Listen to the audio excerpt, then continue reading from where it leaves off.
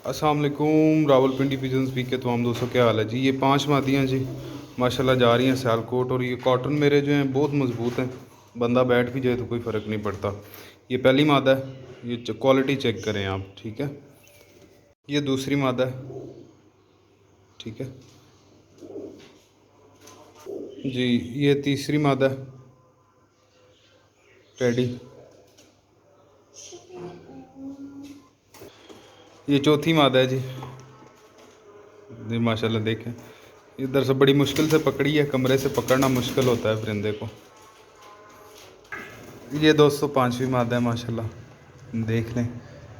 और ये सियालकोट जा रही हैं जी, भाई को अल्लाह पाक नसीब करे। सियालकोट के साथ आगे कोई शहर है, वहाँ पे जाएंगी ये। और इनके बाद मैरों वाले बच्चे 8 अवेलेबल हैं, टॉप क्वालिटी माशाल्लाह।